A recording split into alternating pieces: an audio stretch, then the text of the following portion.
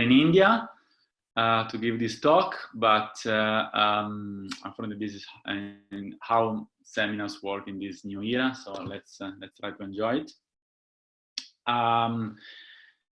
So I will present some work that I've done in the last 2 years or so with various collaborators, in particular Paolo Milan, who is a former student of mine, now a postdoc at Technion, Saman Soltani and Zero Zhang, who are 2 very good students I have now at SISSA, Alberto Zaffaroni, whom you know, and Eduardo Colombo, who is a master student of Alberto Zaffaroni.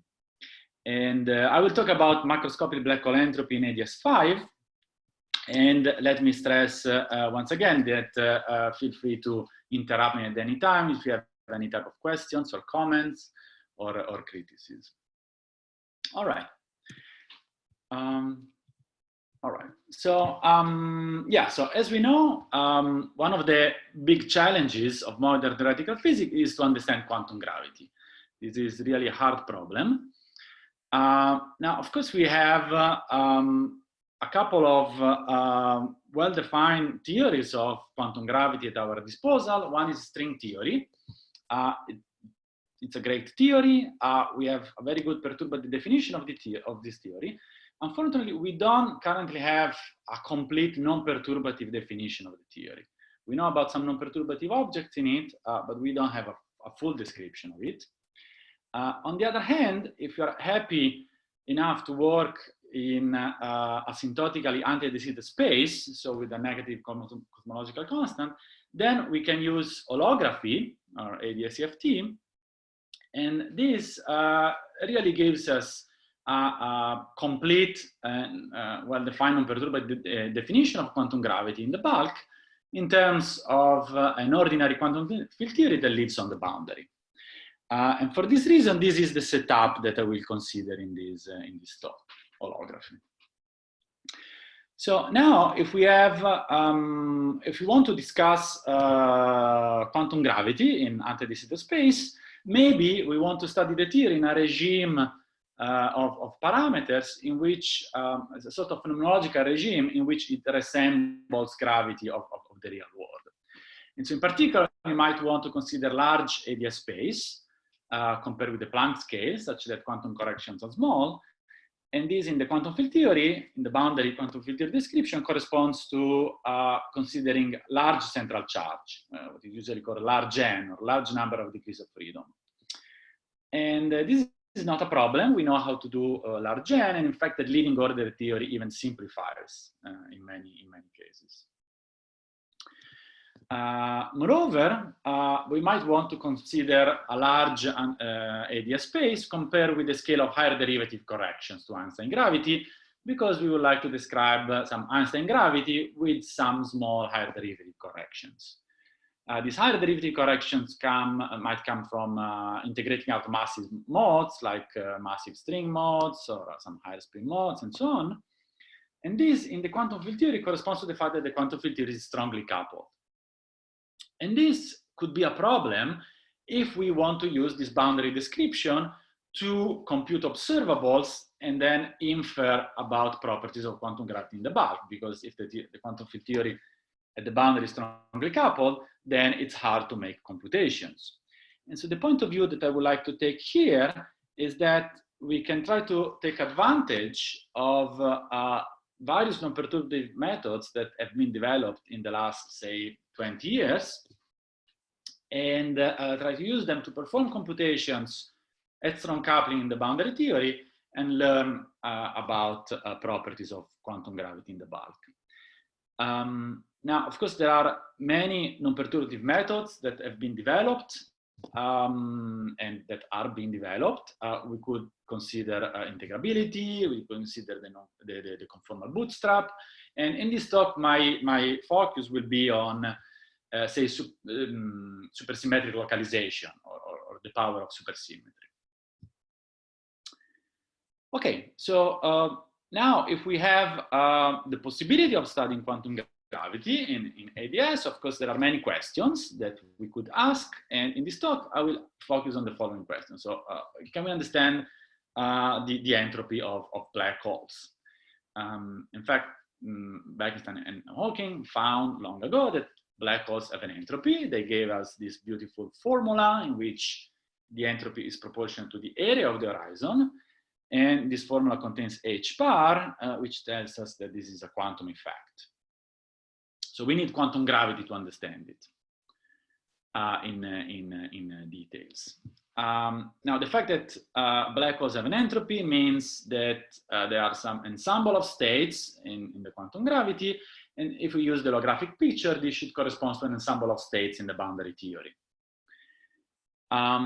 The fact that we are dealing with an ensemble of states gives us a statistical physics perspective on this entropy, according to which this entropy comes from a degeneracy of states. In particular, at zero temperature, the entropy is the logarithm of the number of quantum states that participate in this ensemble for given charges. And this entropy then should start with the Bekenstein-Hawking formula, but then it should have corrections of all sorts, perturbative and non-perturbative, and so on. And so if this is the case, there are various questions of increasing difficulty that we can ask. So first of all, if we have a formulation of quantum gravity, can we reproduce the Bekenstein-Hawking formula? If we can, then can we go beyond, this is the most interesting part, and compute corrections to the semi-classical formula? And even more ambitiously, can we determine the actual integer number of microstates for given charges that participate in the ensemble of the black hole?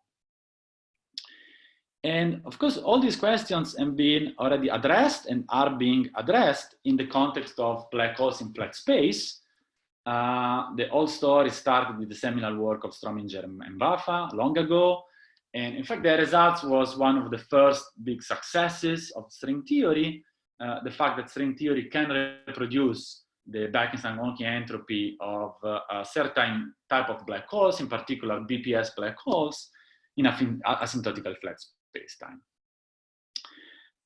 They had a construction in which the black hole is made of some brains, and then they looked at the field theory that lives on the brains, and they count the states in this field theory, and this precisely reproduces the Bekenstein-Hawking formula. Now, after this first work, this first paper, a lot of work has been done. Really many people have worked on it. This is a very incomplete and short list. I'm sure I'm forgetting a lot of people. And in particular, people went on, they computed corrections to the Bekenstein-Hawking formula. And in particular, in a few examples with a lot of supersymmetry, they were able to compute all corrections and somehow resum all these corrections and ending up with the actual integer number of quantum states for given charges, which I think is a remarkable result. In particular, a work of Doubleca. Hello, yes? I'm sorry, sir, for interrupting. I had a small question. So when you were saying you were employing supersymmetric localization, I'm just confused with how we are computing higher derivative corrections in the theory. I'm sorry, I cannot hear you very well. Can you maybe stay a little bit so farther from the microphone? Yeah. So you just said that we can compute higher derivative corrections in the theory of gravity.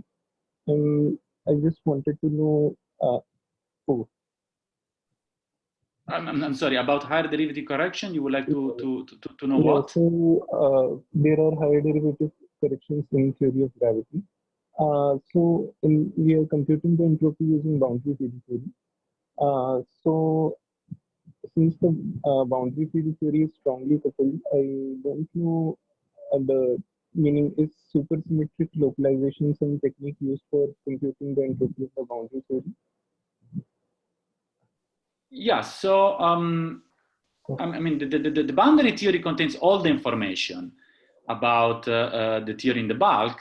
So if we are able to perform some computation to compute something in the boundary theory, this will correspond to the answer with the full higher derivative corrections in the bulk.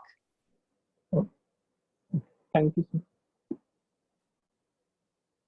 Okay, yeah, I'm not sure I answered the question. I'm sorry, I really have some hard time understanding. So I hope I answered the question. If not, you can ask again. Yes.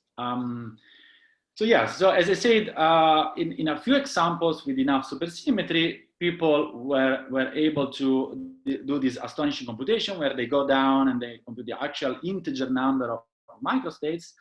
However, given the lack of a non-perturbative definition of string theory, we might worry or we might wonder to what extent this can be pushed to lower supersymmetry. Because once we lower supersymmetry, of course, more and more corrections come into the play, in particular non-perturbative corrections. And but if you don't have a full non-perturbative definition of the theory, yes, we might wonder how can we even compute all these corrections and obtain this result.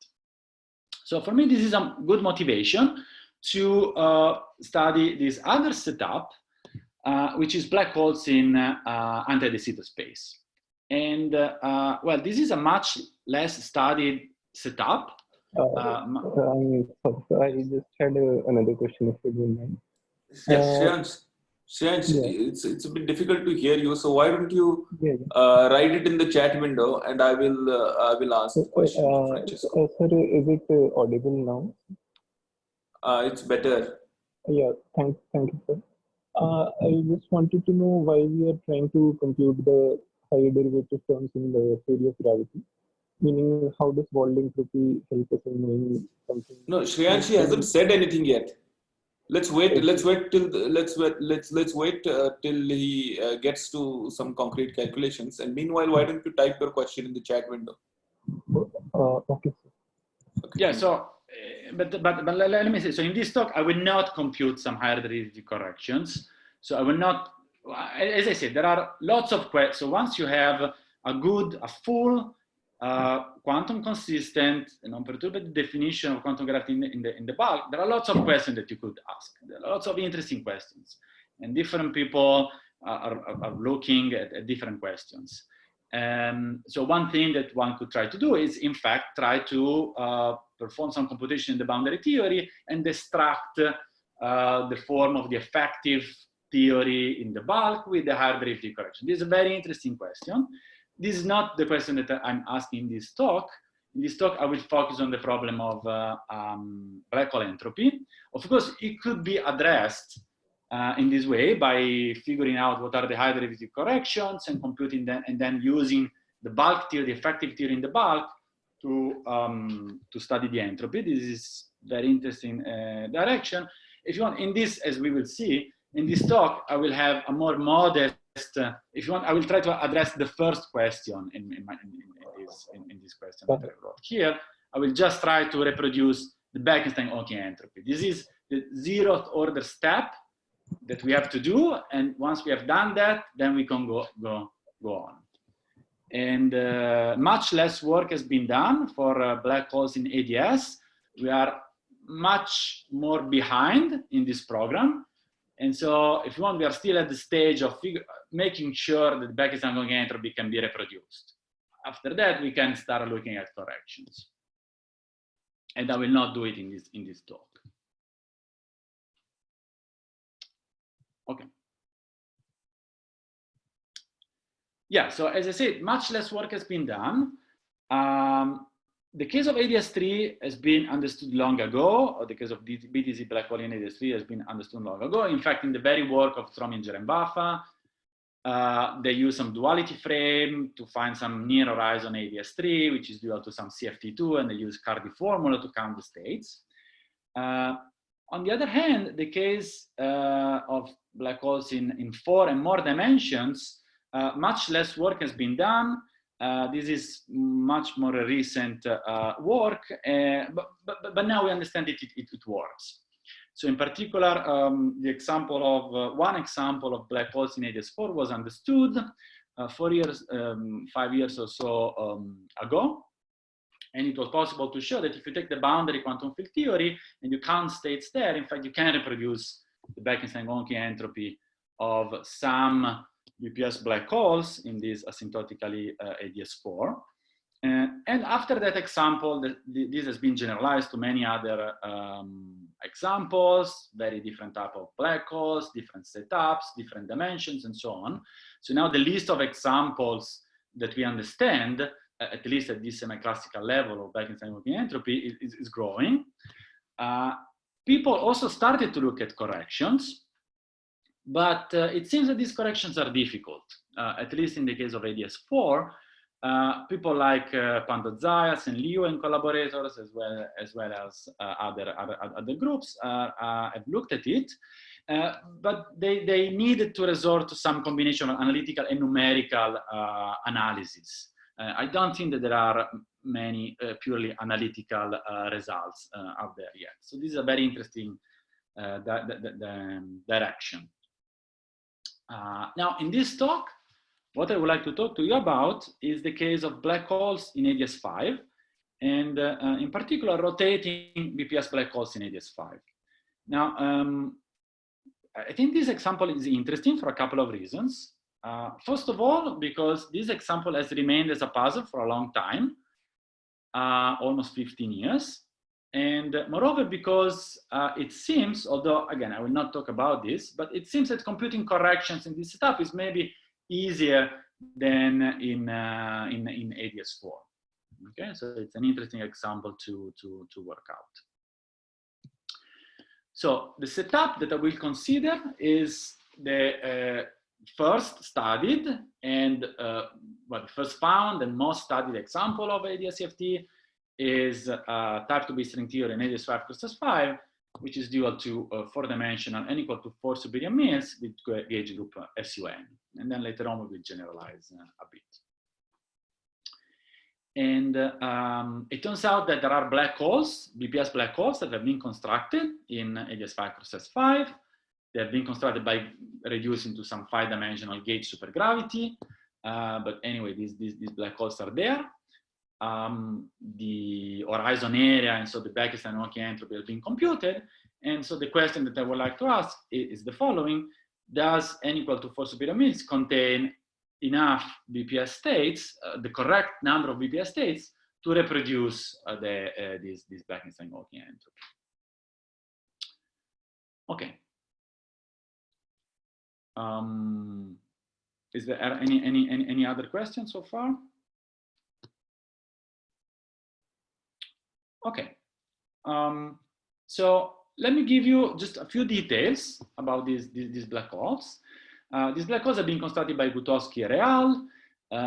In some special case, then have been generalized by other people to the most general case. So let me just give you the features of these black holes. The details of the metric are not important. So these black holes have 2 angular momenta because we are in 5 dimensions. So there are 2 planes where they can rotate. They have 3 electric charges under the Cartan of SO6, which is the R symmetry of n equal 4 superior means, and is also the isometry of the phi sphere. These black holes are BPS. That means they are both supersymmetric and extremal. In particular, they preserve 1 complex supercharge. There is a supersymmetric relation that fixes the mass in terms of the charges linearly. But there is another relation that the charges have to satisfy, a nonlinear relation that the charges have to satisfy in order to have large and smooth black holes. So at the end of the day, we end up with a 4-parameter family of black holes. So these 5 charges should satisfy an extra relation. And this extra relation comes from the fact that supersymmetry and extremality are really 2 independent conditions. So this extra relation comes from extremality. Now, since these black holes are extremal, they have a near horizon, which is AdS2, which is fiber over some squashed S3. This S3 is the horizon. You can compute the area, and you get the Bekenstein-Hawking formula for the entropy, which is a relatively simple expression. Is this expression here? And here there should be the cosmological constant, but I have already put in the corresponding parameter on the field theory side. And let me say that if you take a black hole, so if you go at large n, a black hole will have angular momenta, charges, and entropy. They all scale like n squared. They are expressed in units, if you want, of n squared. Okay. So now we would like to reproduce this entropy. So in particular, our goal is to reproduce this formula here. And we want to reproduce this in the boundary theory, which is our good definition of quantum gravity. And so we have to count states. But as I said, we have to count states at strong coupling, and this is a hard problem. So maybe a good place to start is to look at some object which is somehow protected by supersymmetry, and so can be computed exactly at strong coupling. And such an object is the superconformal index. This is an object that counts with sign, so plus for bosonic and minus for fermionic, the BPS states on S3, which is the same as a short representation of the superconformal algebra on flat space. And here is the object, okay? This is a trace over the Hilbert space of the theory on S3. There is a -1 to the f, to the fermion number, so this is a Witten index, essentially. There is this operator that gives you the translation of the circle. However, only the states which are annihilated by Q and Q dagger, which are the supercharges, contribute to this object, so there is no dependence on beta. And then you can try to refine the object with charges that commute with the supercharges, and it turns out that the maximal number of commuting charges is 4. So you can introduce 4 fugacities here, they're called PQ, Y1, and Y2. These are fugacities for charges that commute with the supercharges. And essentially you have the 2 angular momenta and 2 flavor charges. And you can also write the fugacities in terms of chemical potentials, tau, sigma, delta 1, and delta 2. Okay? The important point to stress is that if you want a protected quantity, you can have at most 4 fugacities. You cannot have 5, even though you have 5 charges in the bulk, okay? In the theory. Very good. So as I said, this is a quantity which is protected by supersymmetry, and so there is an exact integral formula for this quantity. The details of the formula are not important. What is important is that, okay, this is an integral of the maximal torus of the gauge group. So it's a product of integrals of the unit circles. And the integrand is some expression, some function, which is given in terms of the so-called elliptic gamma function, which is some function. There is some prefactor. Anyway, it's some exact integral formula that you're supposed to compute. So, Francesco? Okay. Yes. Sorry, some basic question. Probably something very stupid, but this protection argument, why doesn't this argument work in the bulk? That why is this not independent of string coupling? I mean, it clearly depends non-trivially on n. Yes. So in the bulk will be the same. So if you compute the index of states in the bulk, that should be exactly the same. Of course, you need to go to large n, but there will not be dependence on the dilaton, which is the gauge coupling. Of course, in the bulk, you need to keep everything into account. So you need to keep track of roping the 3 branes. You need to keep track of all non-perturbative corrections. I mean, you have to compute the whole thing, which is quite difficult. I would say that right now we're not able to do that. I think, Francesco, Abhijit's asking why the index is allowed to depend on n. And I think the answer, of course, is that n is on n. N is on n, yes, no, of course, but because n is a discrete parameter. Okay. So okay. Yeah, in general, no, as you know, the index does not depend on continuous deformations. I mean, possibly it could jump, but let's say that it doesn't. It does not depend on continuous deformation, but it does depend on discrete parameters. So already from the non-protection of the index, one can see that for the consistency of the bulk theory, n has to be discrete. The coupling has to be discrete somehow.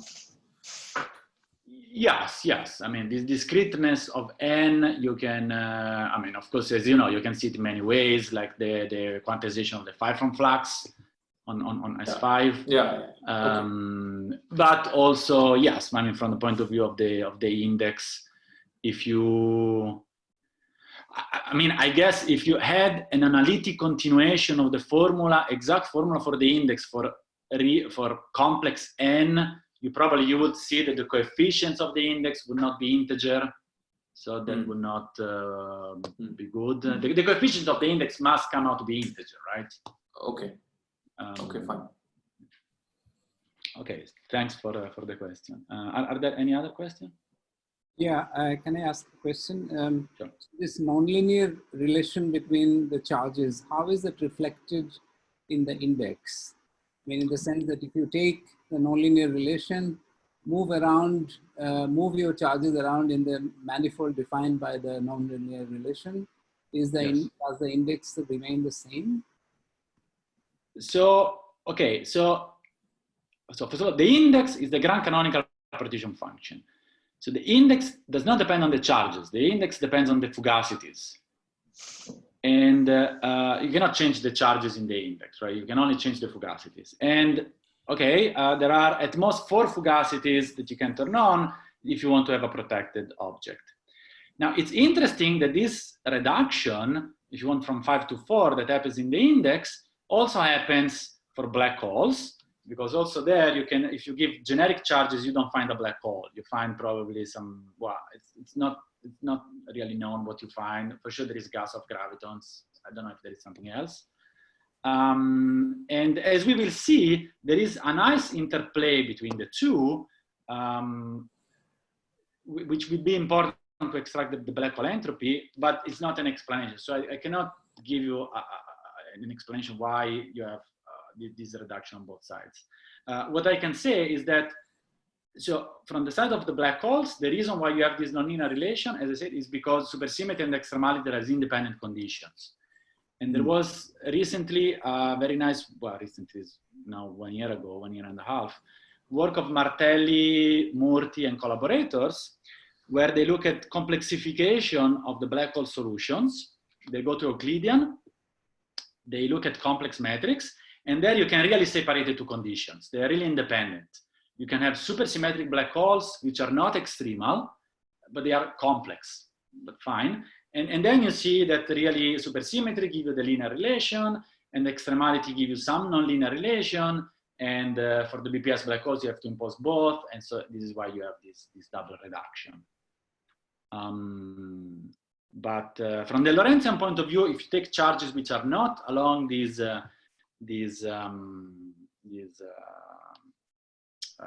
submanifold, on this 4-dimensional submanifold, in the Lorentzian point of view, if you look at the real black holes, there are no, at least single center black holes.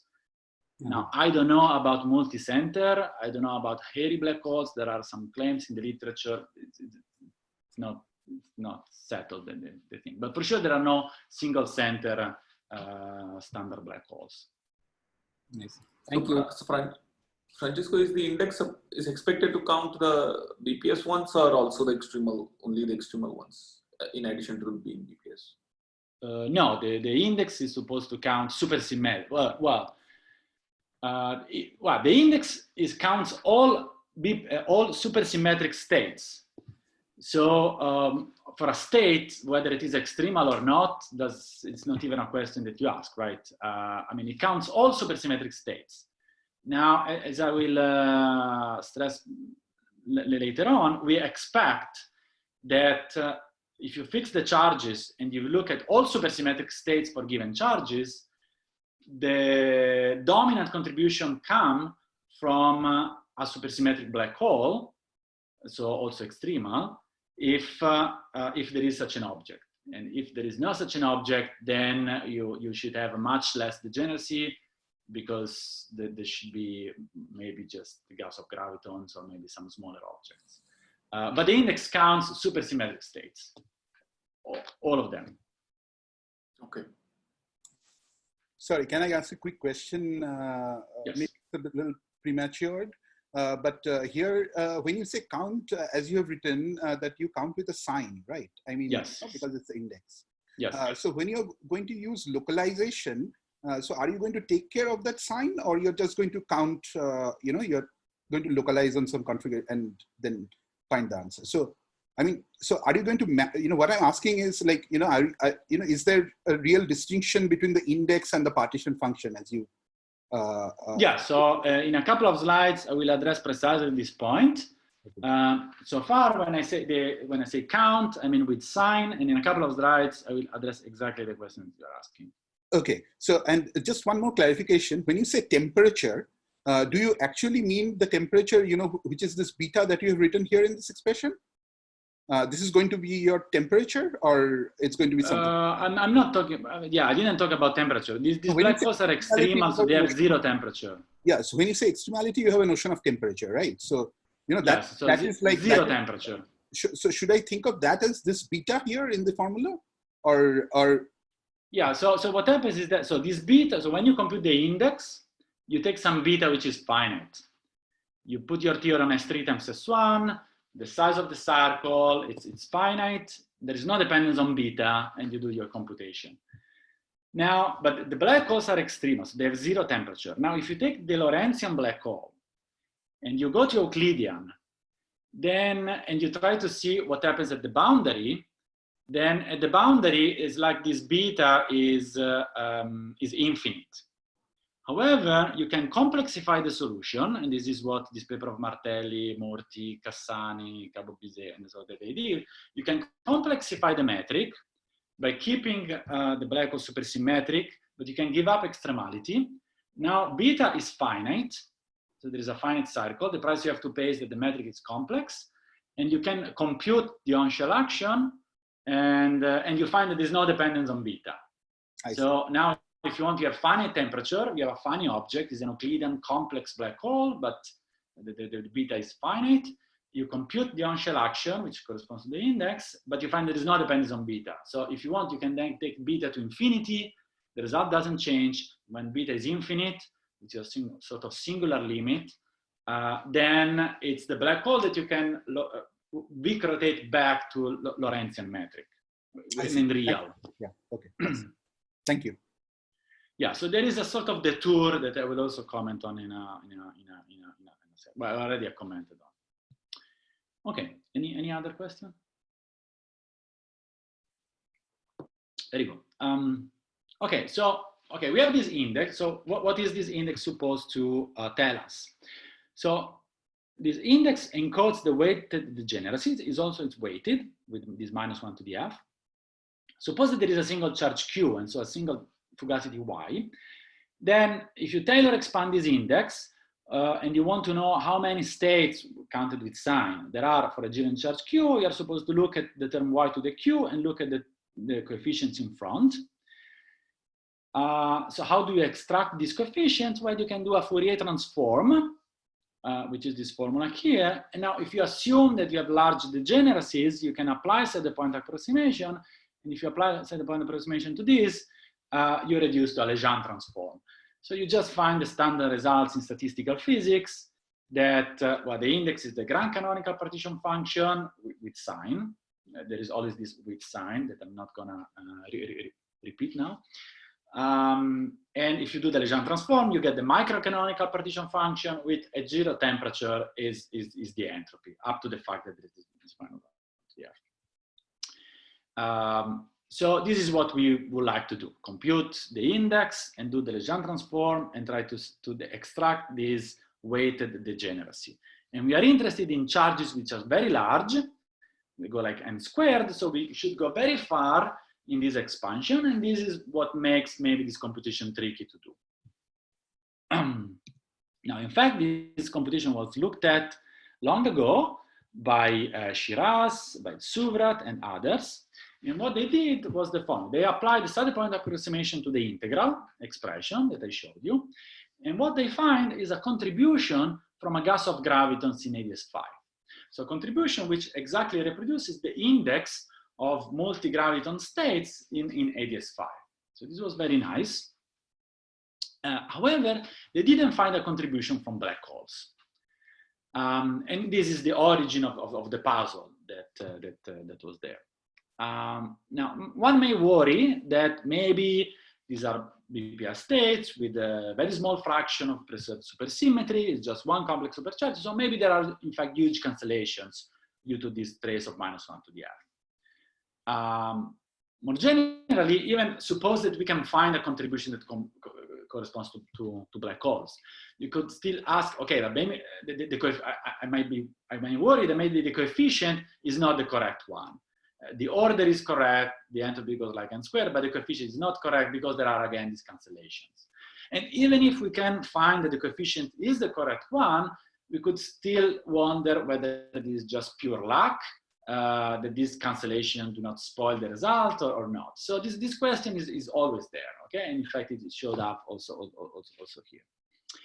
So now I would like to give you an argument why we should instead expect the index to capture the true degeneracy of states without cancellations.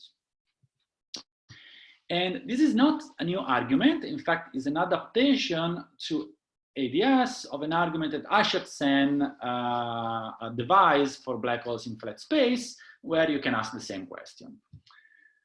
And the argument goes as follows.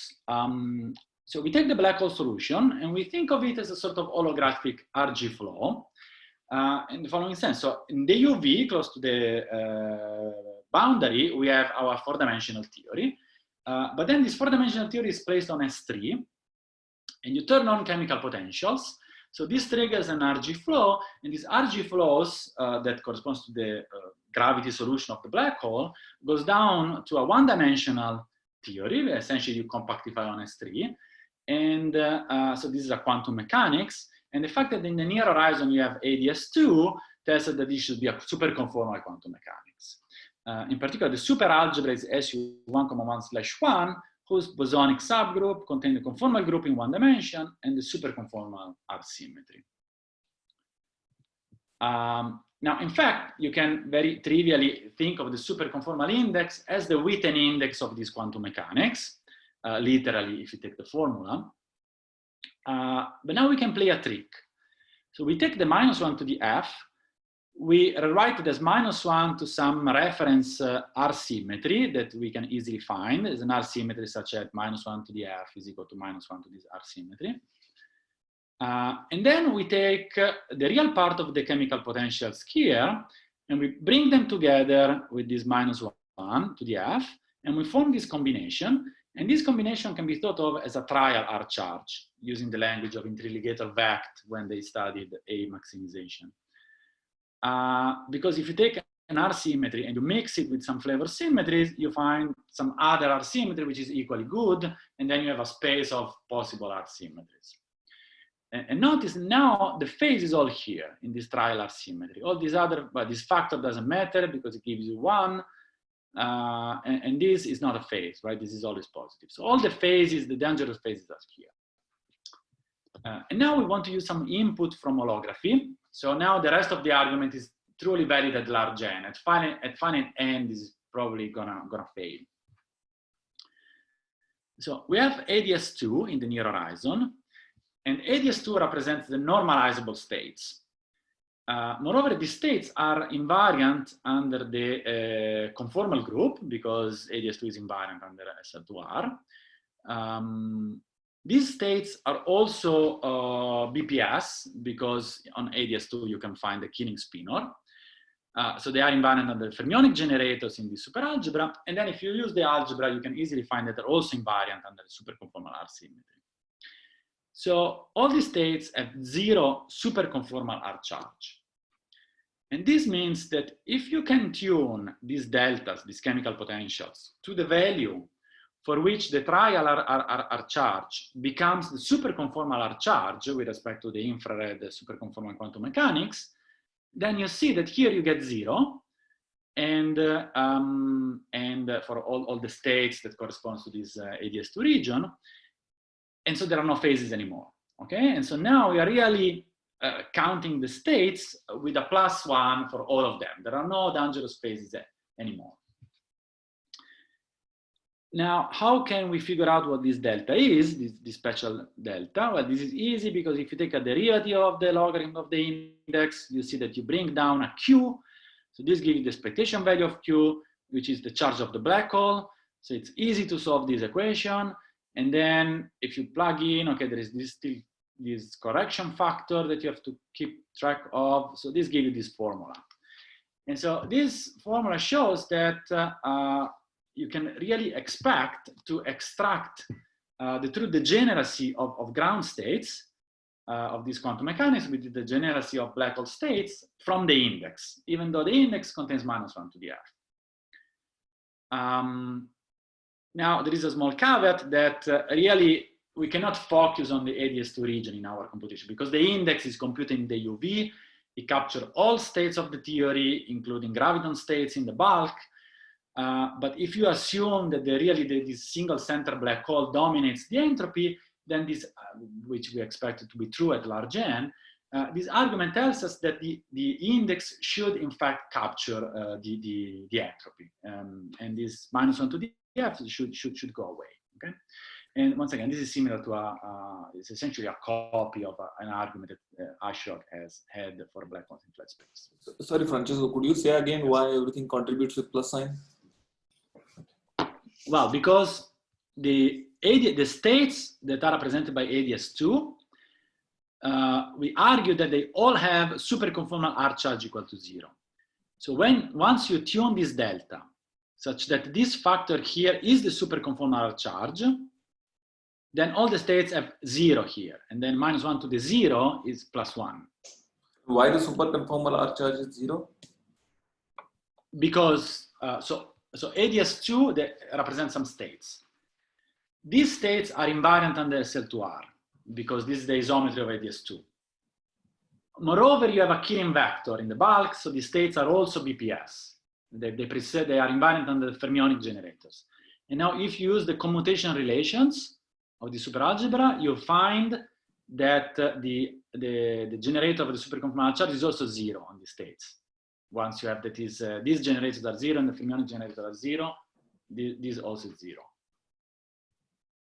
Essentially, sorry, I mean, the state should be invariant under the entire SL2R. I mean, you could, yes, you could consider a multiplet by acting on, just the vacuum should be invariant under that, under the full.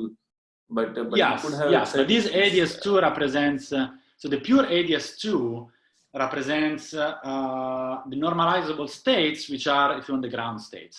Then, of course, on top of this, you can have graviton states. You can dress it with other states. So this is what I said here. So if you can isolate only the states that corresponds to AdS2 without excitations, then these do not have any sign. But of course, the index is counting something more. It counts all the excitations on it. But if we expect that these excitations are subleading, then the Bekenstein-Hawking contribution should be captured correctly. So this is only a large n argument. Sorry, these excitations, those are what you're calling the multicenter ones, or what? No. There are lots of stuff in principle that you could have. You could both have multi-center black holes that have not been found but could exist. I don't know. Or you could have some excitations away from AdS2. Because, I mean, if the index is not just counting the near horizon region. In the argument of Ashok, he really looks at the near horizon region. And then he says, okay, if we go in the microcanonical ensemble such that we impose that all the states are just the ground states, so we fix the charges, then, okay, we are just counting the states for which the R symmetry is 0. In AdS-CFT, you cannot really do that because you have all the bulk far away from AdS2. So you are also counting states from gravitons far away that in principle, they will spoil this argument. Sorry, but these excited states could contribute with negative signs, which could cancel the stuff coming from the states with R symmetry equal to 0. Well, but because the index is we counting expect that the black hole dominates. So we expect that the contribution from the horizon is the dominant one. If you want, this is an assumption. So we are assuming that the black hole dominates, and then if you have some graviton states in the bulk, they give you much smaller number of states. So this will correct the result, but they cannot produce as a large number of states giving a minus sign as the black hole. If you want, this is an assumption. I mean, not if you want. This is an assumption. Okay. Thank you. Sorry, just one more clarification about that point. I mean, so let's say if we imagine that we have certain let's say some kind of a hairy extremal like black holes, like supersymmetric, hairy supersymmetric extremal black holes. I mean, yes. I'm not saying that it exists in this theory, but let's say if they existed, then would this argument be invalidated? Do you know, or it would still hold?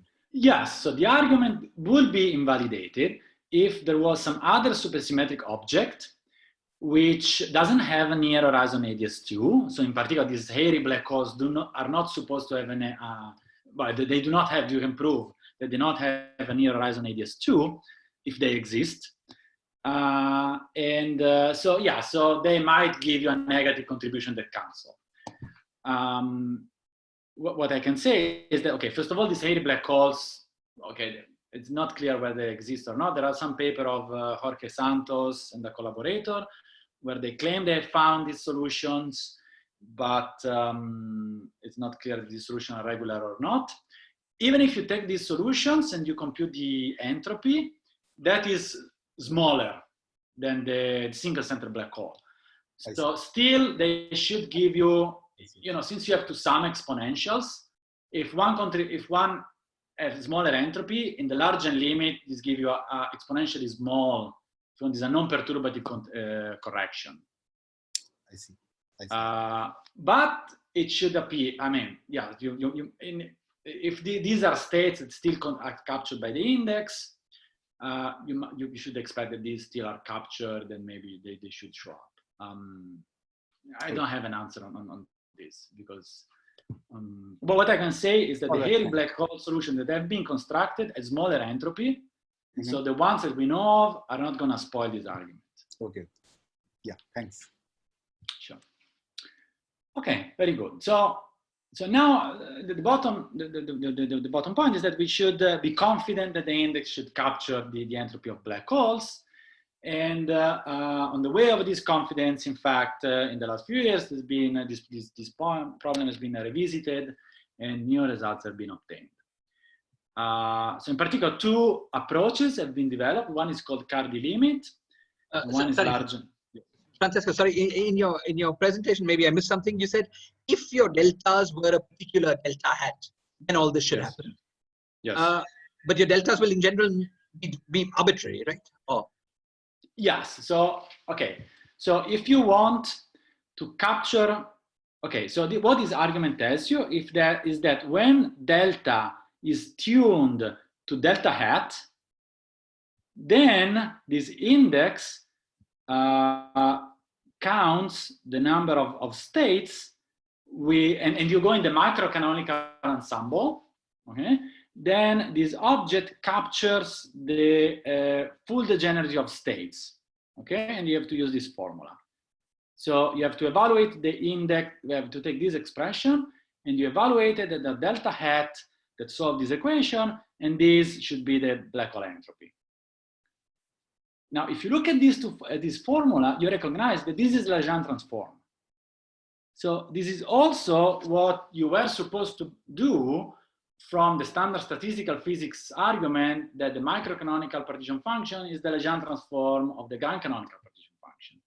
So when you do that Legendre transform, automatically you are selecting a delta hat which get rid of these annoying phases. So the two things, the statistical physics argument and this argument, nicely conspire to give you the same formula. Thank you. Okay, very good. So, so there are these two approaches. Cardi limit and Largen limit. Well, the Largen limit doesn't need explanation. You take n to infinity, keeping the fugacity fixed. In the Cardan limit, instead, you take some limit on the fugacities. It's a high temperature limit somehow. After that, if you want, you can take large n, although it's tricky, and this point has been recently analyzed in a paper of Ardeali, Hongen, and Liu. But you can do it, and then this will correspond to a special limit in which the charges of the black holes are very large in units of n squared. I will not discuss the Cardi limit. I want to discuss the large n limit. Okay. Pardon me if I will be quick because well, a lot of questions, and so time is short. So the key step in order to make some progress with respect to these past computations was to use an alternative formula for the index, what we call a Bethe Ansatz formula. So the formula is here. It's a very different formula. There is no integral, but there is a sum. And you can think of this formula as a sum over residues, essentially. So what is this formula? Let me explain. So first of all, there is a sum. And this sum is a sum over solutions to some equations that we call Bethe Ansatz equations, because they look very similar to Bethe Ansatz equations for an elliptic integral system. And these are equations for complexified holonomies. Once again, for the maximal torus, for the complexification of the maximal torus, and they live on a torus. So you are supposed to solve these equations. The equations are qi equal to 1, where q is this object here written in terms of some Jacobi function. And then once you solve this equation, you're supposed to plug these solutions into this integrand in which this z tot is itself a sum of shifts of a function z, which is the integrand of the index. H is a Jacobian, and kappa is the prefactor that you have in the index. Anyways, it's some function. Okay, so now let's look at n equal 4 superior Mills. And to simplify our life, let's take the case in which the two angular fugacities are the same. So this will focus on black holes for which the two angular momenta are the same. And then in one word, I will say that you can generalize. So these are the Bethe Ansatz equations. You see, if you're familiar with integrable system, they look like Bethe Ansatz equations for an elliptic integrable system. And you're supposed to solve these equations, and this should be the hardest part of this formula, to solve these equations. But luckily, we know a class of exact solutions at finite n. This was found by these people. And these solutions are very simple. So you take the torus, and in this, you have these complexified holonomies that you have to find that solve these equations. And in these solutions, they are distributed along one or more parallel lines that drop some cycle of the torus. So one solution that I call the basic solution is this one here. The holonomies just drop the B cycle of the torus. Very simple. And then you can apply SL to Z, and you can construct other solutions like T-transpond solutions in which these holonomies drop. Once they drop once the B cycle, they also drop some number of times the A cycle. And then, of course, you can form many other solutions, applying SL to Z. There are other solutions in which instead of having a single line, you have multiple lines, but these solutions can be classified, and they're easy to classify and then to count at finite n, and then you can go to large n. Besides, unfortunately, there are also some other solutions that we don't know in explicit form. They've been found numerically. Some of them are discrete. Some of them seem to form continuous manifolds. We don't understand these solutions very well, but they are there. Okay, so you have this zoo of solutions, and for each of them, you're supposed to take them, substitute here, and sum. Okay, so this seems still very complicated. However, now what I want to do is to take just one of these solutions and just study that contribution. So this will be one contribution among many, but we will study this contribution, and we will see that we will find some very nice answer. So we take the contribution of the, yes. Yeah, sorry, just a clarification. Maybe you already said it, but this kind of a Bethe Ansatz equation is supposed to work to capture the index in the large N or even at finite? No. This is a finite. So this formula is for finite N. Okay. And yeah. And so there's some kind of an integrability even at finite N because you're talking about BPS states and index and so on. Is that yeah, I mean, the index is still a protected quantity, and this formula can be derived as a sum of residues. You take the unit circle, you play with it, you do some algebra, you sum the residues, and we end up with this formula. Now, you can ask why you have, maybe your question was why you get Bethe Ansatz. Yes. Yeah, so the reason is that you have to use the work of Microscopic and Sasaki-Einstein. They relate two-dimensional 2,2 supersymmetric theories to integrable systems. I don't know if you're familiar with that story. And what you have to do, you take the index, which is the partition function on S1 times S3. You reduce on a torus. One circle is the circle. The other one is the op fiber of S3. And you go down on S2. And what you end up with is a topological theory on S2 with 2,2 supersymmetry. And then you can apply Microscopic and they tell you that that system or the vacuum of that system should be related to an integrable system whose Bethe Ansatz equations are the ones written here. Okay. And, yeah. And can you go to the next slide, please? Yeah, so in this, this class of exact solutions, is there some simple way they're related to operators in n equal to 4 or is that not easy to see? Operators, I don't know. Yes, I don't think I have a map to operators. I will argue that the basic solution corresponds to the black hole. In fact, the S-transform solution, although I don't have a proof yet, but we expect it corresponds to AdS5. So I think the expectation is that this solution should correspond to some object in gravity, some gravity solutions. Okay. Okay, thank you. So did UIK start their life out as differences between holonomy kind of variables? Say again, sorry? The things that you're doing, these UIKs. Yes. In the metric presentation, we had an integral over holonomies. Yes. And so are these UIJs some complexified versions of those holonomies? Yes, exactly. So though the integration contour in the original integration was over real holonomies, in this representation, they've somehow become complexified.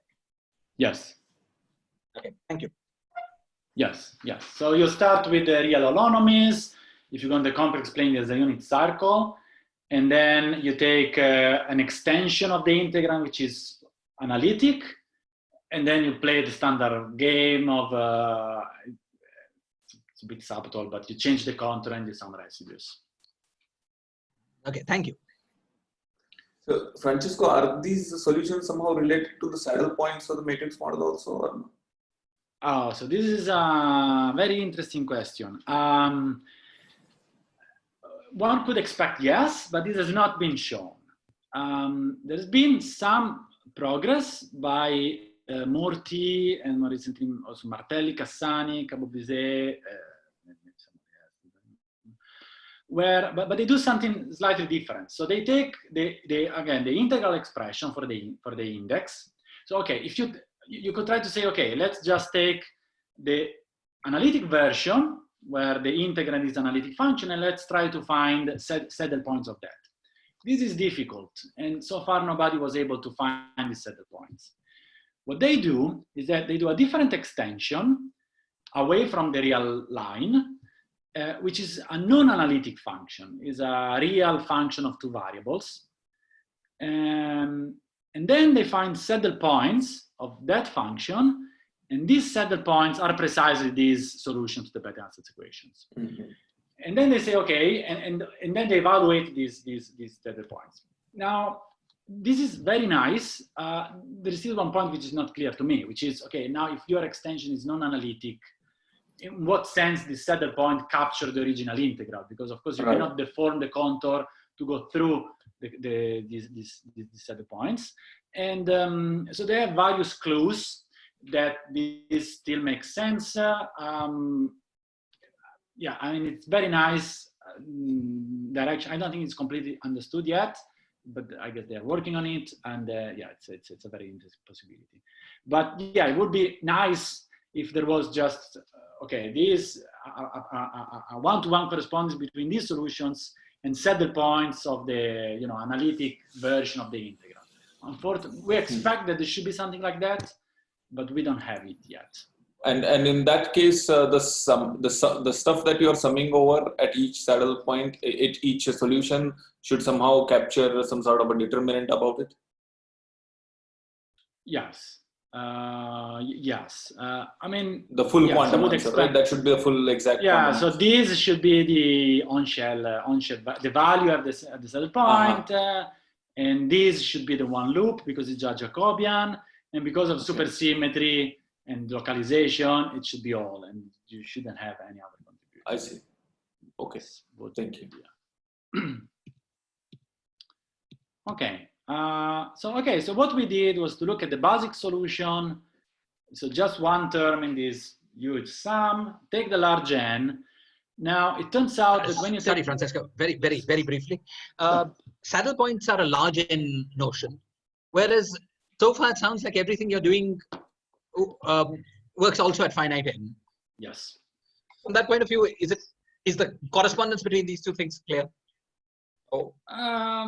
No, as I said, it's not clear. So you might expect that at large n, these solutions somehow get closer and closer, well, I don't know, get closer to saddle points.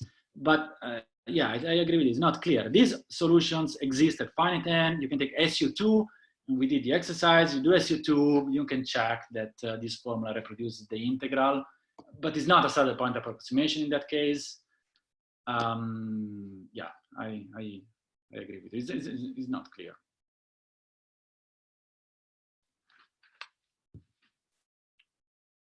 Okay. Does this answer the question? Yes, well, thank you. I didn't say much, but okay. No, thank you. Yes.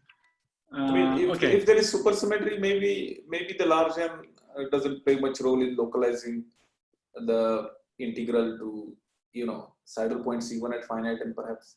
I mean, the classical. Well, the final matrix model has no supersymmetry. It's just a matrix model. Yeah, but there could be some inherent special matrix model.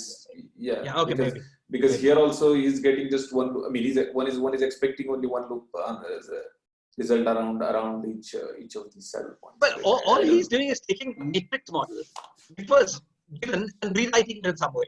And once you've written a matrix model, there's no further supersymmetry. Yeah. But no, I mean, in this way of understanding it, as a saddle point way of understanding it, I guess the expectation was that there is some classical piece and then there's one loop piece, but no higher loop pieces. The matrix model, you mean, right? Yeah. Now, okay, maybe all loops of the matrix model, because in the matrix model there's no. No, but there could be something hidden. But anyway, yeah, it could be a special matrix model. Maybe that's what it is. Yeah, but I agree. I mean, this formula is really obtained as a sum of the residues. It's not obtained by doing some saddle point approximation. So yeah, it's not clear. All right. So let's try to make this story short. So we take the large n limit. We find some function. There are some subtleties because this is a discontinuous analytic function. This is the Stokes phenomenon. So it's a function that is analytic in some domains, but then there are some domain walls where it jumps, and in different domains you get different analytic expressions. Apart from and this is related to the fact that all expression will be written in terms of some function, which is this bracket.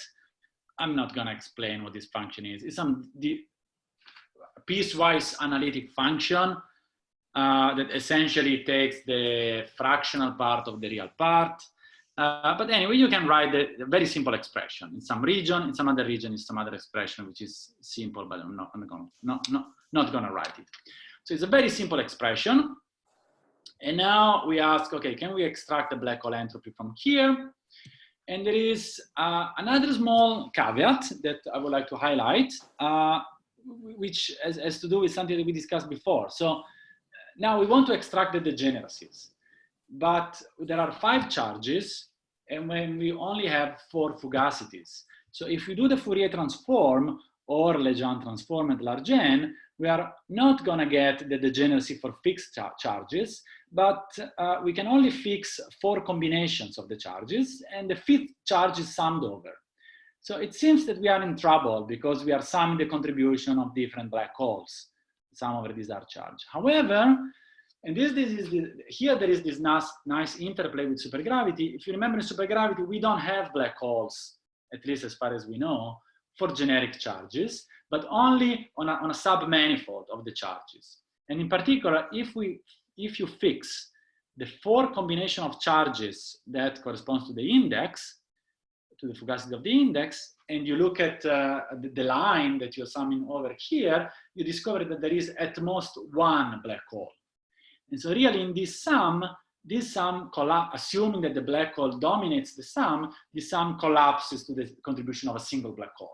And so we can still extract the entropy of a single black hole from this index. Okay, so it's a nice conspiracy that I don't fully understand, but it works. And this is the same as 4 is equal to 4, right? The 4 parameters on both sides. Exactly. So in the index, you have to reduce the number of fugacities in order to have a protected object. And in supergravity, you reduce the number of black holes, the dimension of the independent charge of black holes, because supersymmetry and extremality are independent. So you also impose extremality. And yes, so it works. It's not completely clear to me why this had to happen, but it does. And it's not special to AdS5. It happens in all other setups, AdS4, black strings, AdS6, whatever. It always works like that.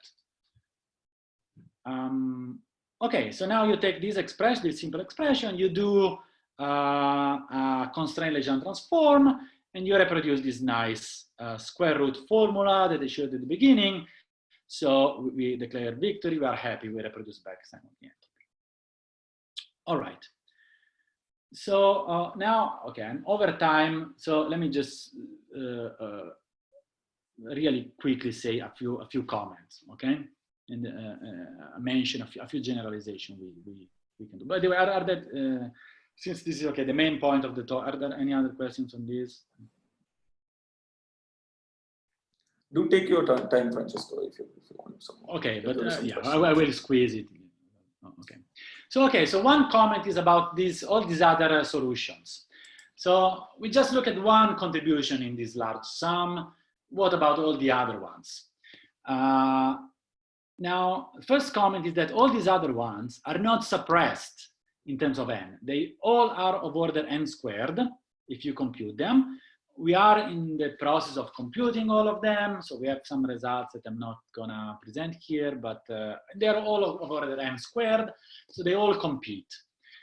So let me comment on the T-transform solutions, for instance.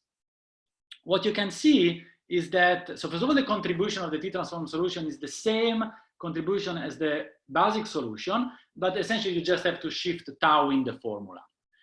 And now, all these contributions, from the point of view of the partition functions, are a sum of exponentials, right? So essentially you have this. So you have a sum of exponential, and each of these contributions give you an exponential, because here I'm computing the limit of the logarithm of the index. So when you have a sum of exponentials, and you take large n, the one for which the real part of the exponent is larger dominates. But as you change the parameters, you can have competition, and then another one can dominate. And so in fact, this is precisely what the Stokes phenomenon is, right? That as you change the parameters, you have domains where one contribution dominates, and then you change the parameters, and then another exponential dominates, and so the change of the form of the analytic expression changes. And if you look at the T-transform solution, the result is that you have to maximize over shift of tau, and this is very nice because if you look at this expression, it's not periodic in tau, but the index is periodic in tau. So it means that there is, it looks like there is a contradiction, but in fact, once you sum over these T-transform solutions, you have this max, and you recover something which is periodic in tau, and which has better chances to be the correct limit of the index. So somehow these T-transform solutions had to be there. And now all the other solutions which are obtained by SL2Z transform, I cannot argue that they have to be there just by using this simple argument, because the index doesn't have SL2Z symmetry, but anyway, they are there.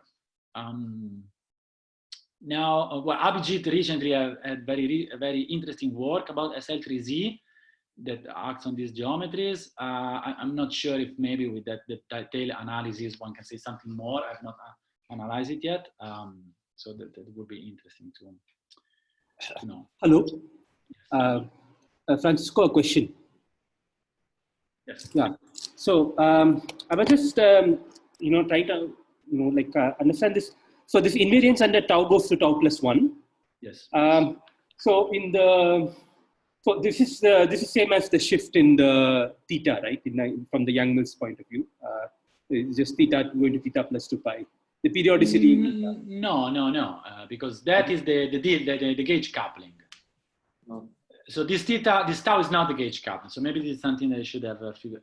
Okay, so then I'm kind of confused. So what is this tau?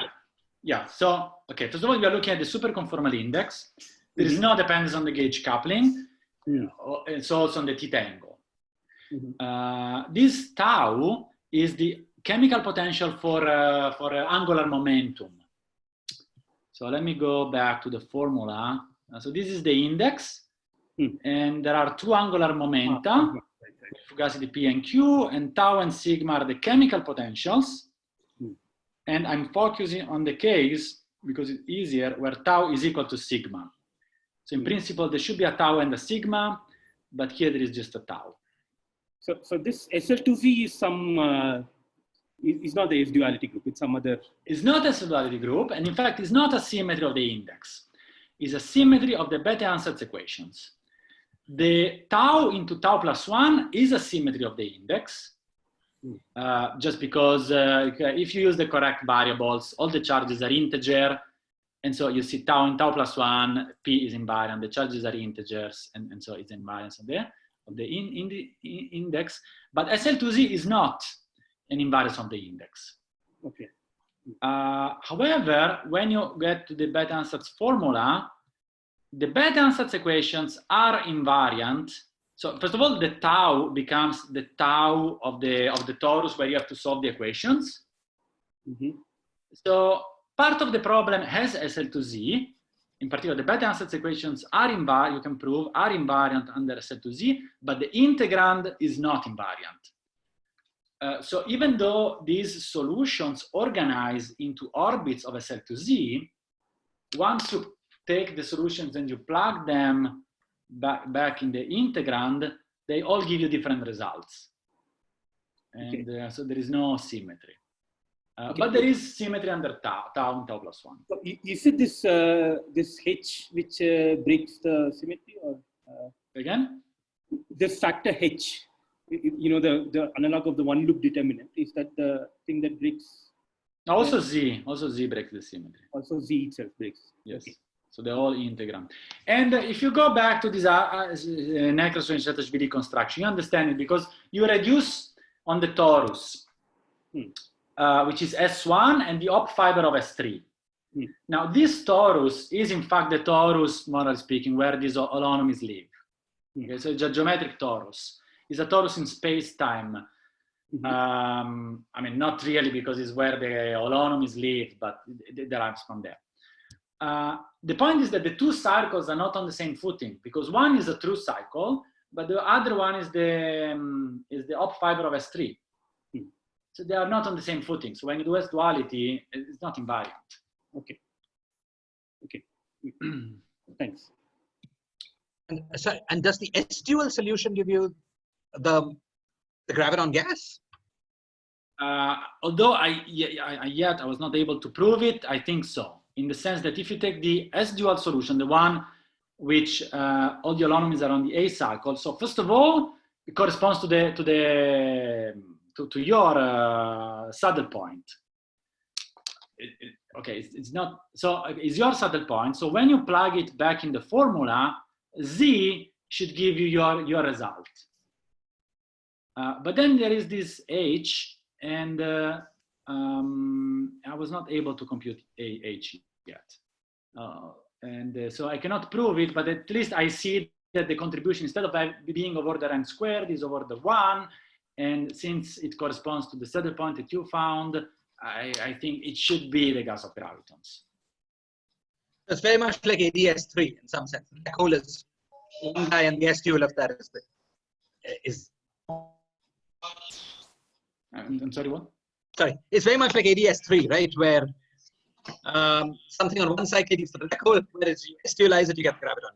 Yes. It's very similar to BTZ study in AdS3, yes. But yes, very similar. Yeah, in fact, this is something that we are trying to understand better. And yeah. Okay, so this was one comment. Okay, so all these other solutions seems to play the role of multiple saddle points. Okay, you can try to study a simple case. I don't have time to go through this, where you end up with a single fugacity, and then you can study in more details because of a single variable. So let me end up by mentioning two generalizations that we did. One generalization is technical. So far I discussed the case in which tau is equal to sigma. You want to go to the case where tau is different from sigma. And it turns out that then you remember there was this other sum in the formula. You also have to take the integrand of the index and shift it by some integers that you have to sum over. And we observe the same phenomenon. You have a huge sum over a lot of stuff, but we were able to figure out one term in this sum that give you the black hole entropy. And is for a particular shift, we didn't expect, but okay, this is what happens. And if you consider this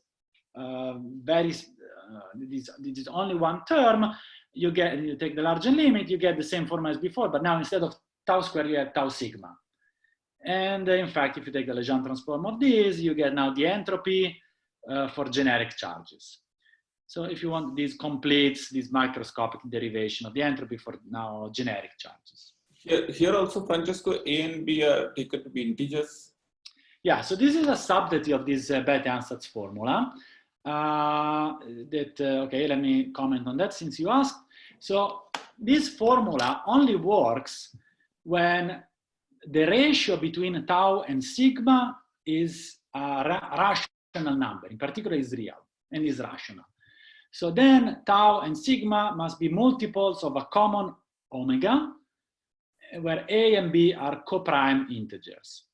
Now this seems a restriction because you say, okay, tau and sigma are complex. If I impose that the ratio is rational and in particular is real, I cannot explore the full space of fugacities.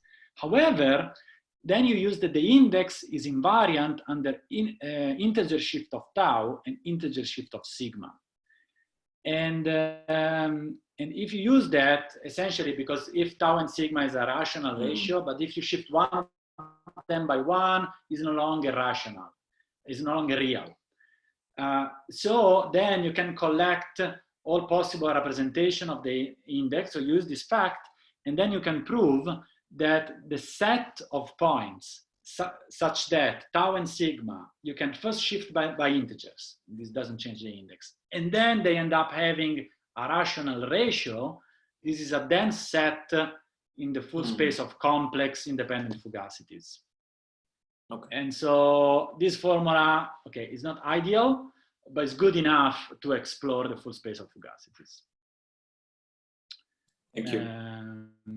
Yes. And in fact, in this formula, even though it's derived by using the tau and sigma should be it's multiple of omega, you see that it looks okay because now it looks like you can, I mean, it looks continuous. It's locally continuous.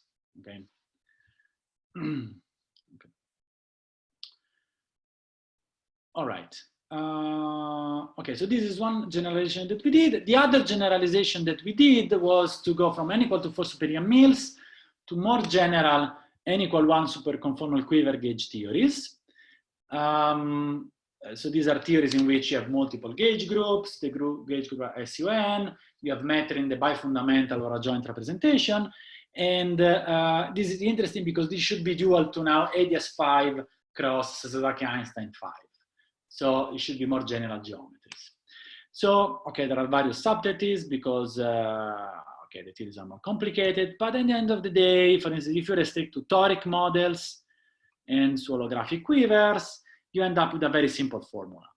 So the logarithm of the index, again, the contribution only from the basic solution, we have not explored other solutions at all, other contributions at all, is a very simple and inspiring expression. Essentially depends on the trial central charge A as expressed on some variables that you can think of trial R charges that come from rescaling these the fugacities. You can find a very simple formula. So this is nice. And also if you then take the Cardi limit, so you specialize this to the limit in which tau and sigma goes to 0, it matches with the Cardi limit when there is overlapping regime of validity, so this is also nice.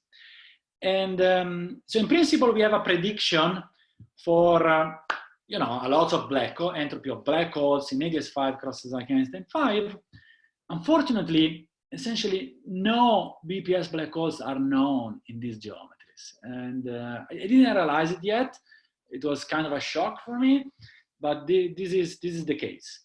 So the only BPS black holes that are known in these geometries are, okay, of course, the one in S5s, the one of Gutowski-Real, or if you take another geometry, the so-called universal black hole, which is a black hole in which you only use the superconformal, so you only give charge under the superconformal R symmetry of the UV theory. But all these black holes, essentially, they live in 5-dimensional gauge supergravity. So they're all the same. You just have to rescale a little bit because the volume of the internal manifold changes. And we check that this formula, because here you have the central charge, correctly captures them, but it's a very trivial check. And you really would like to check with black holes, we have more generic charges and the entropy gets a different formula and so on. So we had this, we struggled a bit. What do we compare with? We have all these predictions, but we want to check this. We are really reproducing the entropy. Unfortunately, there is not much we can do. The only thing that we were able to do was in the case of the conifold. It turns out that for the conifold, and as far as I know, only for the conifold, there is a consistent truncation to something which is not minimal gauge supergravity. Is some gauge supergravity, one massless vector multiplet, one massive vector multiplet, and one hypermultiplet. And still, black holes in this type of theories have not been constructed in the literature, in particular theories with hypermultiplets. But we managed to construct the near horizon geometry and only the near horizon geometry. And so for this, at least for these black holes, we are able to compute the area of the horizon and check that it reproduces the black hole entropy that you derive from our formula. Here. So, okay, it was a very mild check, but it worked, and surely it would be nice to construct more general black holes and compare. In principle, we have these predictions. Okay, so let me conclude. I'm sorry, I'm so much out of time. Okay, so let me skip this. So let me summarize what we did. So what I did was a careful analysis of the superconformal index of n equal 4 billion mills using an alternative formulation, this Bethe Ansatz formulation.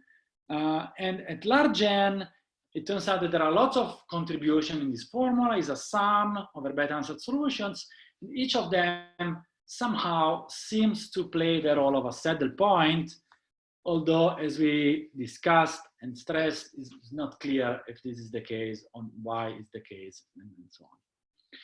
Now, out of this zoo of solutions, one of them exactly reproduces the Bekenstein-Hawking entropy of BPS black holes in AdS5 cross S5. And then we generalize this to quiver gauge theories. which are dual to AdS5 plus S5, and we were able to compare only in one very particular example, which is the conifold. We constructed some near horizon geometry. We hope that it's the near horizon of a black hole, but we couldn't prove it. There are lots of questions, open questions, that came up during this talk. Okay, one is for supergravitists to construct these black holes in AdS5 cross Sasaki-Einstein 5. I think it will be very interesting to construct them. It's incredible for me that they're not being constructed. But then on a deeper level, it would be very nice to understand what these other Bethe Ansatz solutions represent. What is their physics, in what sense they are like saddle points. And moreover, the only thing that I was able to reproduce here was the Bekenstein-Hawking entropy of these black holes, but it would be nice to compute corrections. And well, there is some work in progress on it, but it seems that is not that bad. It's easier in this setup to compute corrections as compared to, for instance, AdS4.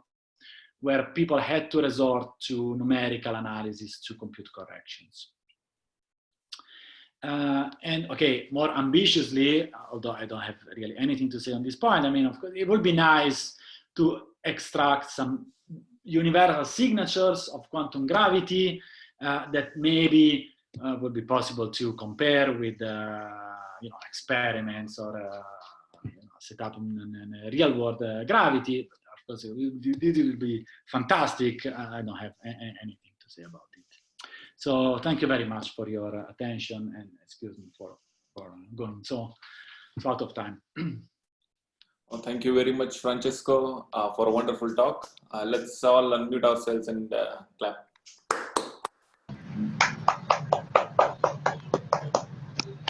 Questions? Sorry, can I ask very, it's something that I missed, so I just wanted to clarify one thing. So about this, this tau and sigma, okay, so I understand, where they comes from the original index, from these fugacities. But when you have this picture, this Nekrasov-Shadazuli picture, in that way of saying, what does this tau and sigma correspond to? I mean, can you just say that once more? I think I missed that part. Yes, so, okay, so it's easier to understand if you take tau equal to sigma. This is a special case because it has it has more symmetry. But okay, if you take tau equal to sigma, then there is one torus, one geometric torus into the game, because you have the S1 of the S1 times S3, and then you have the op fiber of the S3, and they form a torus, and you can reduce on the torus. It goes on the S2, which is the base of the op fibration. And when you do this reduction, the modulus parameters of the torus matters because the tau that you have in the index corresponds to the complex structure that you put on S1 times S3.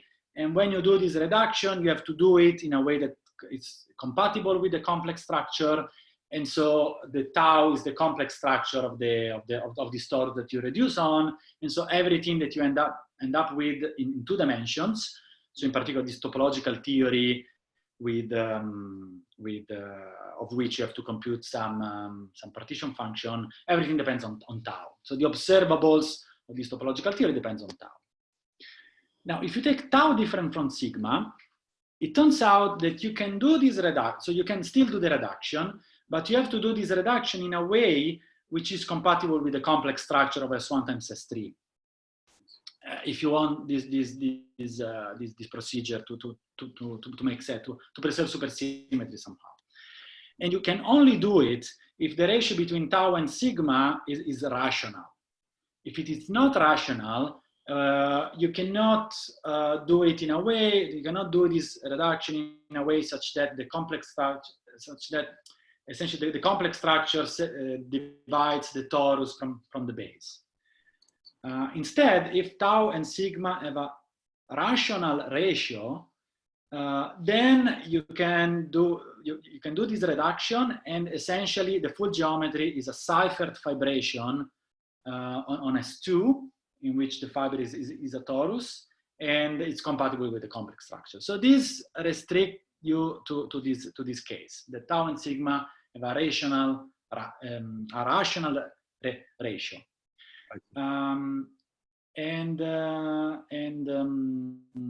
Yes, and when you do it, essentially the modular parameters that appear into the game, if you want the modular parameters of the torus, is not tau, is not sigma, but is the, if you want the least common, you can call it the least common divisor. Is the, essentially you can write tau as A omega, sigma as B omega, with, so let me go. Yes, you can write tau as A omega and sigma as B omega, where A and B are co-prime integers. So this omega is the one that shows up geometrically, and A and B instead corresponds to the fact that this is a Seifert vibration. So there are two points which are not singular in the full geometry, but are singular points in the vibration. And one corresponds to one pole of the S2 and the other one to the other pole of S2. And yeah, and so they appear in the observables of the two-dimensional topological theory. I see. Sorry, Francesco, just to understand what you said. So, so as a 4 manifold, S3 times S1 is a complex manifold with tau and sigma arbitrary, right? But you're saying that complex structure is compatible with the torus, complex structure of this fiber torus only in this case. Yes, as long as I understand, yes. I hope I'm not saying anything wrong, but this is the way I understand it. I see. And yeah, so another way to put it, so if tau and sigma do not have a rational ratio, then you cannot see this geometry as a Seifert vibration over S2, and which is compatible with the complex structure. Yes. Okay. I see. Yeah. Okay. And another just curiosity. I mean, when you generalize, it seem to have considered n equal to 1 theories. But what about the n equal to 2 theories? I mean, is there any block or anything, any reason why you didn't consider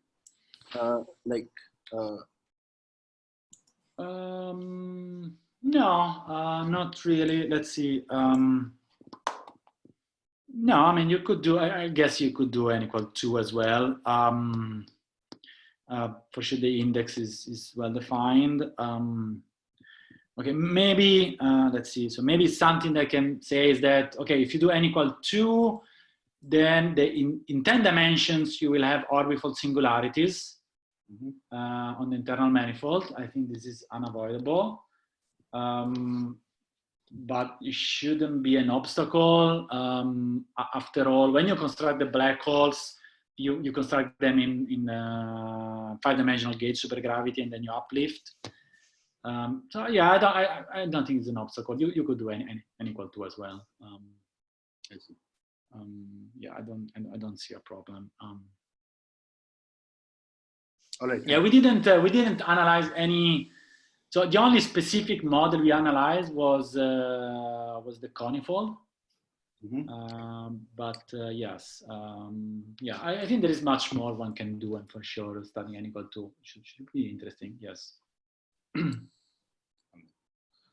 So, Francesco, roughly what do you expect is the meaning of the other solutions to the Bethe ansatz? Yeah, so my feeling, also based on the work that it's in progress, on which, okay, since it's not I mean, I don't have definite answers. I don't want to comment too much. I mean, I don't have the answers yet, but the impression is that this solution should correspond to some supergravity solutions.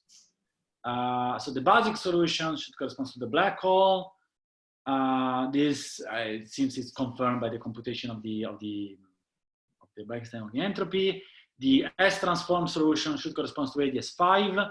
I don't have this computation done yet, but it seems it's reasonable. And all the other ones should correspond to some other supergravity solutions. So in this sense, it should also match with the fact that they somehow should correspond to several points. Francesco, Suppose I was in n equals for Young's theory, and I wanted to compute the number of supersymmetric states as a function of five charges. If I take all the charges to be order n square, but not obeying this nonlinear black hole relation, would you expect the entropy of such things to be order n square? So sorry, say again. So you would like to count the number of BPS states, assuming you can do it in some way, to count the number of BPS states with generic 5 charges. Yes.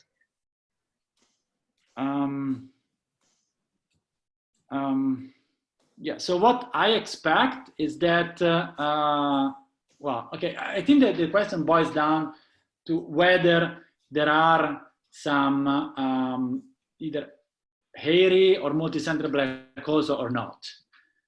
If there are these objects, then you should still get n squared, and should reproduce the entropy of these either hairy or multicentered black holes. If these objects do not exist for some reason, then I expect order n, I would say, in the sense you should have the gas of gravitons, but I think when you take the charges of order n squared, the gas of gravitons give you the degeneracy of order n, if I'm not wrong. You should still have the ROP D3 brains, no? These giant gravitons, essentially, no? Yeah. Yes. It seems to me that from the field theory, it would be very weird if there was this manifold where you had n squared and everywhere else sort of tapered off very fast. So somehow my expectation would be the first option you mentioned. That everywhere. So the first one is that everywhere is n squared? Yeah, that would be my expectation. I mean, if I were to guess, I was just checking whether you had something against that. You are much more experienced than me, so if that is your expectation, I would, yeah.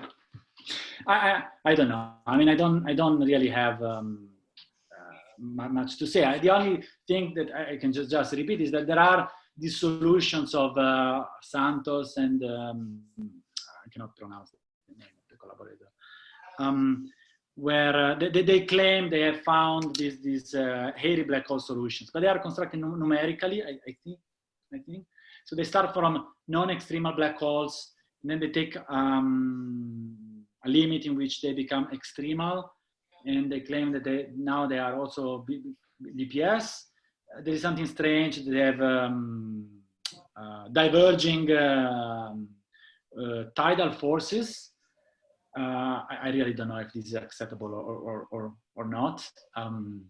So if those are acceptable solutions, then yes, then you should find that everywhere in the space of charges you should have n squared.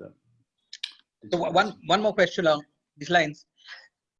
This nonlinear relation that you see from supergravity, the form of that relation is not so far available from, has not been computed from any field theory calculation. Has the form of that nonlinear relation been computed? Your index calculation has nothing to say about the form of that relation, does it?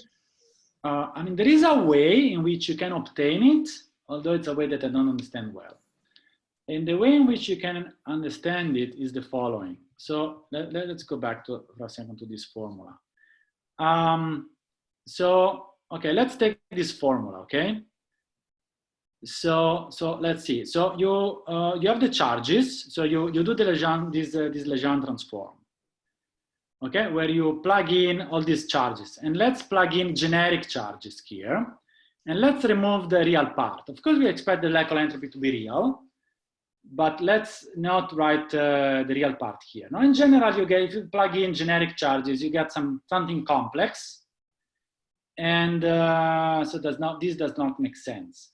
Now, you can ask, okay, what is the submanifold of charges that I have to plug in here such that this formula spits out a real entropy? And if you do that, you reproduce this nonlinear constraint.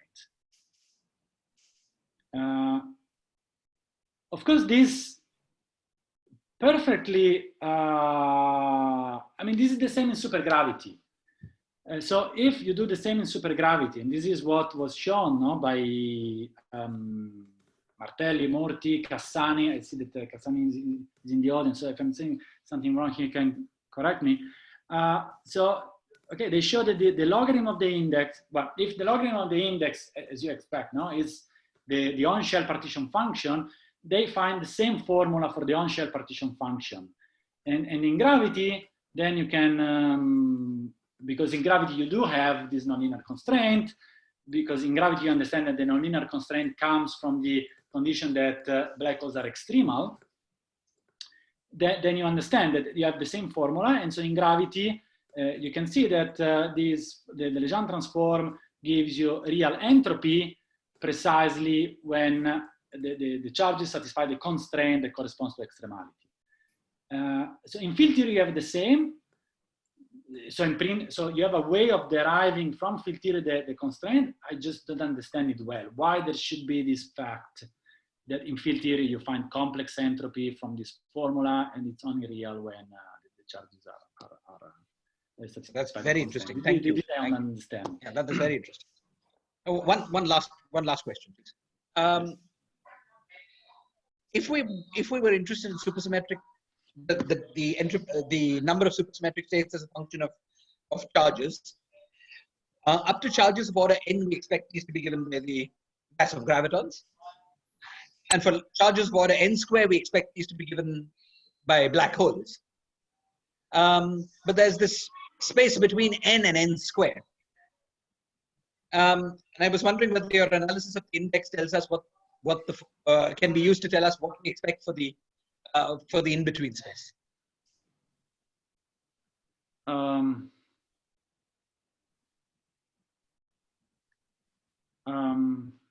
Yeah, I don't think I have a very good answer. So yeah, I would expect that, I mean, at order n squared, the black holes kick in the sense that some non-trivial gravity solutions kick in. Before that, you should have the Rob D3 brains. They should kick in at order n. They should correspond to the trace relations, right? So if you take the gas of gravitons, so the index of gravitons is what I like to call the index of I infinity. So it's the index of a theory in which you count operators in SUN, but you never impose the trace relations. So if you want, n is always larger than any finite number. And if you do that, you just count all the strings, right? But then at some point when you arrive at n, you have trace relations, so you have less operators. And if I understand correctly, that effect should be captured by D3 brains. So at n you should have this other object, and then after that you should go down to n squared. But this might be very naive. No, it sounds reasonable to me. But I was just wondering at the level of a formula. So suppose I looked at the index.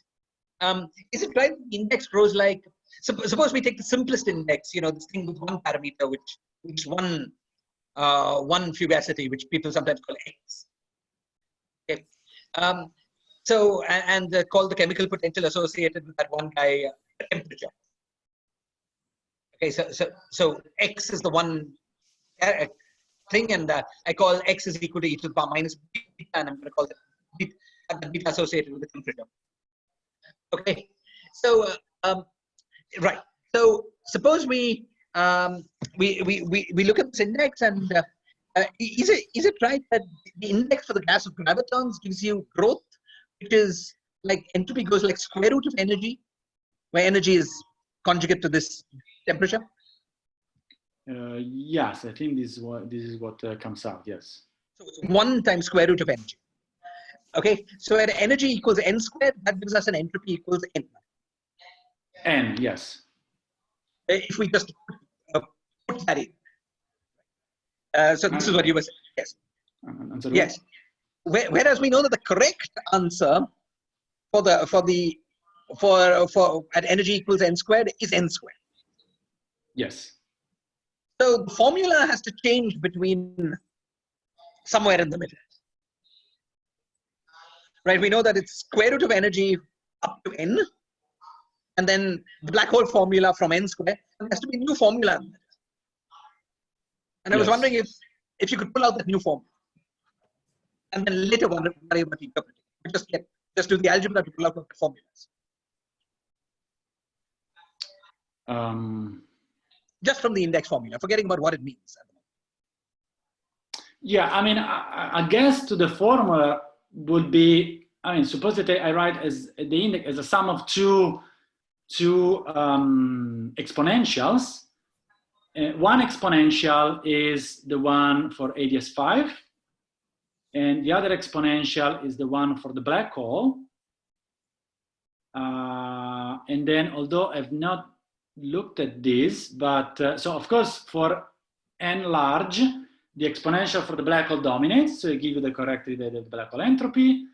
When n is large, when n is if you reduce the temperature, I should expect the AdS5 to dominate. I've not done this myself, but it would be a first approximation to what might be the correct formula, right? I see. If we look at the black hole formula, it's n squared times, and the black hole is very small. The simplest black hole. Okay, the guy which corresponds to this x. When the black hole is very small, the answer for the entropy is n squared times some function of energy by n squared. And presumably the function of energy by n squared is a power when E is very small. What power is that, please? Say again, sorry. So we're going to get the entropy as n squared times a function of energy by n squared for the black hole. And when energy by n squared is very small, that will be some power. Yes. What power is that? Do you know? I don't know. I can look at it and I can. Yeah, I was wondering whether there was n energy at which these two formulas meet. If you take square root E on one side and n squared times the f of E by n squared, if there is some energy at which the two formulas meet, then it's sort of plausible that it's just one or the other. Yes. But if they don't meet, then there's something in between. I see. Sorry, this is already visible from this boxed formula, right? You write x as E over n squared, right? That's what you're saying, Shah? I think the only subtlety is that you have to go on the line where there are the black. Let's see. But we could go on that line, but you could just worry about the index. So Francesco, these x's are in units of n squared, right? No. These are order one because the x are the chemical potentials. Okay. But of course, when you do the Legendre transform, you have to figure out where they are fixed. And so let's see. I don't know if this picture helps. So this picture is this unique chemical potentials. So I fix everything the same. There is a unique chemical potential which is tau. And here, so I'm representing Q. So this is e to the 2 pi I tau. And the black holes sit here on this blue line. And so this region here is large black holes. And this region here is small black holes. And the dashed line instead is real fugacity. So it's the case that Yushira's analyzed. And now if you try to take n large and you do the Legendre transform of the index of AdS5, you see that the chemical potential, the fugacity is pushed to the unit circle. Okay, so if you take large charges and you figure out what is the value of tau that dominates, or the value of Q is pushed on a unit circle, and this is precisely where it should meet with small black holes, because these are black holes whose charge in unit m squared is very small. So at least they meet in the same point. I don't know if the formulae compete and they give you the same or if not, if they match or not. It's something very okay, thank you very much. So, sorry, I have a slightly an orthogonal question. Perhaps will generate some discussion only. But are there supersymmetric wormholes, and is there a way to do this computation for their states from field theory? I'm sorry, I didn't understand the question. Are there supersymmetric wormhole solutions? And if one can compute their states from some sort of an index in, let's say, a doubled theory or something like that. This is very vague, okay? Just to get some discussion. I don't know.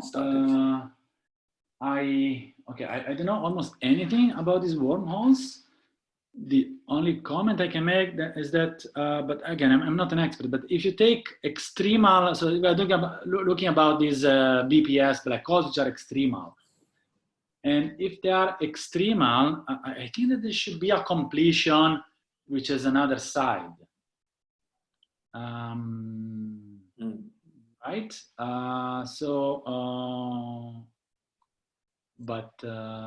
Yeah, but I'm actually not an expert on this, so I cannot say much. Okay.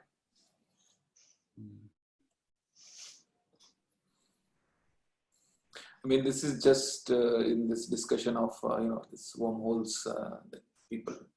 Yeah, no, absolutely. During strings. No, I was wondering if supersymmetric tools could be helpful to kind of probe that question. Yeah, no, it's a great question. Yeah, I don't know. It would be nice, and yeah, it's a great question. Any more questions? Yeah, Francesco, just a question.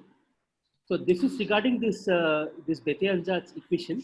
So apart from just the index itself, does this allow you to calculate some sort of correlation function, some supersymmetric correlation functions, or some other supersymmetric observables? Like, can this are there known examples of other objects that can be computed within the same framework? Surely yes. Okay, something that comes to my mind, but it's just some examples. So for instance, you can say, so if we don't want to go away too much from this setup, we can take, so let's take the background of the index, which is S3 times S1, which after all is what you get. I mean, if you start with the Lorentzian supersymmetric black holes, you go to Euclidean. In Euclidean, you have S3 times this infinite size circle, but then you can try to make it smaller by using this complexification. And you can ask what type of observables I have here that are compatible with supersymmetry. I don't think that local correlation functions of local operators are supersymmetric, but for instance, you could drop some Winston line on the S1. I think those for special, let's see.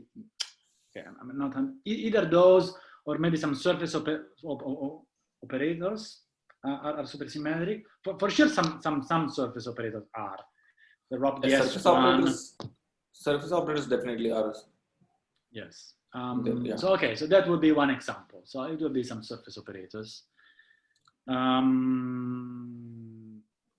Yes, and okay, there are no other examples that come to my mind, but I mean, for sure you can ask whether there are some.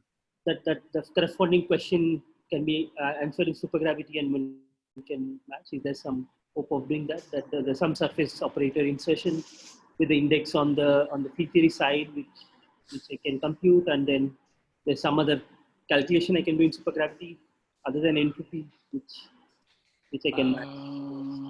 Okay, so, well, if you have these surface operators in field theory, then probably you should understand what does it correspond to in supergravity. There will be some object in supergravity it corresponds to. I'm not sure what that is. I would say that in general, okay, if you have some partition function in the boundary, that should correspond to some partition function in the bulk.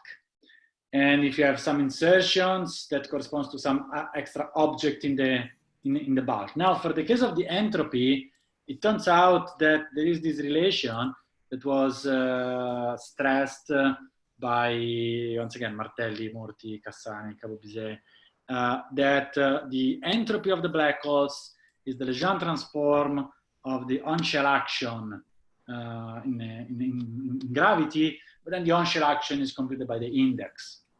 So, in this respect, okay, if you insert some surface operators in the boundary, there should be some operators in the bulk that, okay, right now I don't know what they are. There are maybe some membranes that go inside.